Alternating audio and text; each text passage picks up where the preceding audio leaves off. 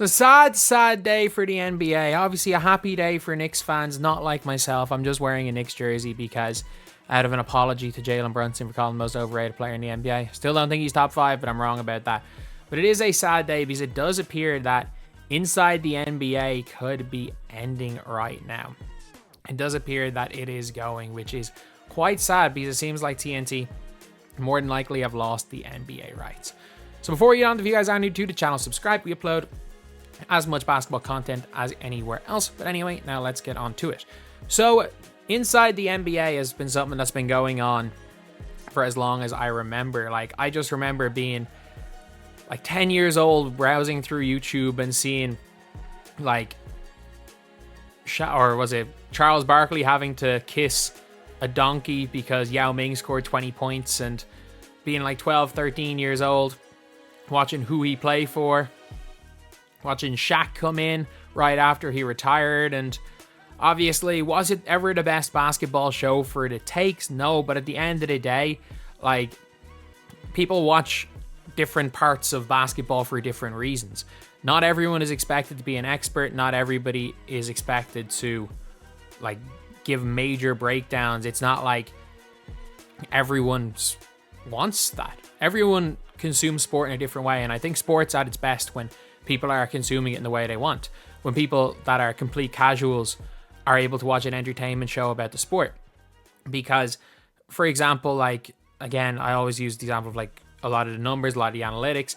There are people that don't want to necessarily look at that type of stuff because they're going to be confused. They don't know what they want to watch. They just want to watch cool dunks. And like, you can even see on YouTube for the channel Aul Coaching, he went from like doing legitimate breakdowns, barely pulling in traction, and then when he started losing he started doing the exact same thing. He actually gave the same information out, the same breakdowns, except instead of doing it for an audience that were trying to learn about the game, he lost his damn mind while doing the breakdowns, and now he's one of the biggest, fastest growing basketball channels on YouTube, and he's bloody brilliant. He is brilliant, and I say bloody brilliant as an Irish person. Yeah, I probably should lose my passport after that one. But inside the NBA has been something that has been a staple for basketball for the last 20 years. And if you guys can see right here, Ernie Johnson's going to stay no matter what. Ernie Johnson's not leaving TNT. The only chance I can see it happening is if someone like Amazon comes in and gives an offer they can't refuse, but I doubt it. Like, even when people go onto a different network and so even slight things change, it's never really the same. Like Top Gear, when the original Top Gear guys left, it was never the same. When some guys in the original TNT crew are going to leave, it's not going to be the same, even if, obviously if it keeps going, it keeps going. If one or two of them left, it would never be the same. So it's not like these guys are replaceable. But at the same time, it's a sad day. It is a sad day because as someone who's annoyed by Shaq's lack of knowledge of the sport and like how much he clearly doesn't watch the game, Charles Barkley just saying nonsense. Charles Barkley is still one of the GOATs at what he does. Kenny Smith, again, I can't believe the guy didn't put Luke on his All-NBA first team, but that's not my problem. At the same time, there's still one of the most entertaining groups. How many unbelievable basketball memories do you have from just watching those guys? Has it been all highs? No. Like when they basically almost ruined that shooter's career.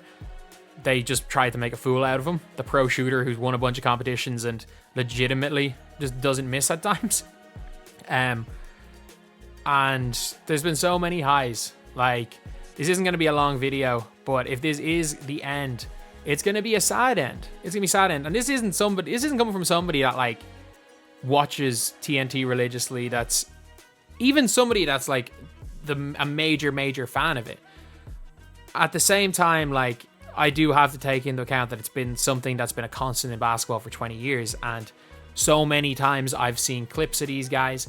It's just relevant. It's just relevant to basketball. It's relevant to basketball spot and popular culture. And I don't know how they can replace them. You're not going to find a group that are like that. It's like when Soccer Saturday replaced all other guys. And I hate the way that I keep having to go back to football, but it's the only other sport that I know. Unless those four guys, and like obviously Ernie, who's not going to leave, I don't think Charles Barkley's as good without Kenny. I don't think Shaq is as good without either of those guys either. I don't think Ernie Johnson, whatever he does, is going to be as good. So it's a sad day, and I actually think that if this does happen, basketball media is never going to be the same. It's never going to be the same. And it might be positive for you guys. Maybe Shaq belittling current players, no longer being able to belittle current players. If you put him around people that actually know the sport of basketball, make a fool of him. Maybe that won't work anywhere. Maybe that is a positive thing for you guys. But for me, I always find that the best thing for sports and the best thing for like entertainment in general is for there to be content, for there to be different types of shows for everybody. And it's sad that it's gone. Anyway, that's the video. Thank you guys for watching. Please like, comment, and subscribe.